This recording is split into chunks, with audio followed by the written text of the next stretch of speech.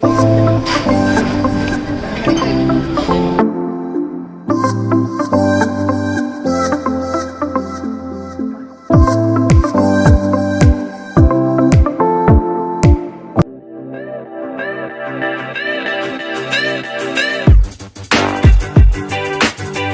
ಎಲ್ರಿಗೂ welcome back to KP travel blog.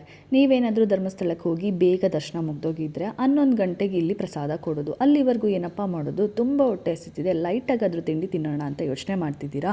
ಆದರೆ ಯಾವ ಹೋಟೆಲ್ಗೆ ಹೋಗೋದು, ಯಾವ್ದು ಚೆನ್ನಾಗಿರುತ್ತೆ ಅಂತ ಯೋಚನೆ ಮಾಡ್ತಿದ್ರೆ ನಾನು ನಿಮಗೊಂದು ಹೋಟೆಲ್ನ ಸಜೆಸ್ಟ್ ಮಾಡ್ತೀನಿ, ಬನ್ನಿ.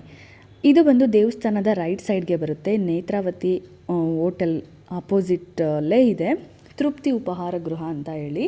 ಇದು ಸ್ವಲ್ಪ ಮನೆ ಥರ ಇದೆ. ಅದ್ರ ಪಕ್ಕದಲ್ಲಿ ಒಂದು ರೆಸ್ಟೋರೆಂಟ್ ಇದೆ, ಅಲ್ಲಿಗೆ ಹೋಗಬೇಡಿ, ಮನೆ ಥರ ಇರೋದಕ್ಕೆ ಹೋಗಿ. ತುಂಬ ಚೆನ್ನಾಗಿದೆ, ನೋಡೋದಕ್ಕೆ ನೀಟಾಗೂ ಕೂಡ ಇಟ್ಟಿದ್ದಾರೆ.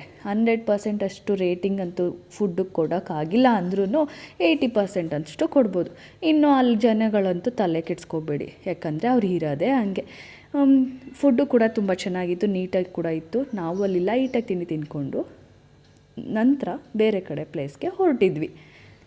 ಅಂದಾಗೆ ಹೇಳೋದು ಮರ್ತೆ, ಅಲ್ಲಿ ಯಾವುದೇ ಫೋನ್ಪೇ ಆಗಲಿ ಎಲೆಕ್ಟ್ರಾನಿಕ್ಕಿಂದ ಪೇ ಮಾಡೋದಾಗಲಿ ಸಾಧ್ಯನೇ ಇಲ್ಲ. ಯಾಕಂದರೆ ಓನ್ಲಿ ಕ್ಯಾಶ್ ಅಷ್ಟೇ, ಜೊತೆಗೆ ಯಾವುದೇ ಪಾರ್ಸಲ್ ಕೂಡ ಅವ್ರು ಕೊಡಲ್ಲ. ಅಲ್ಲಿ ಕಾಫಿ, ಟೀ, ಹಾಲು, ಇಡ್ಲಿ ಸಾಂಬಾರು, ಇಡ್ಲಿ ವಡೆ, ಸೆಟ್ ದೋಸೆ, ಖಾಲಿ ದೋಸೆ, ಅವಲಕ್ಕಿ ಮೊಸರನ್ನ, ಚೌಚೌಬಾತ್, ರೈಸ್ ಬಾತ್, ಕೇಸರಿ ಬಾತ್, ಈ ಥರ ತುಂಬ ವೆರೈಟಿ ಫುಡ್ಡು ಕೂಡ ಸಿಗುತ್ತೆ. ಬೆಳಿಗ್ಗೆ 7:30ಇಂದ ರಾತ್ರಿ 10:00ವರೆಗೂ ಓಪನ್ ಇರುತ್ತೆ.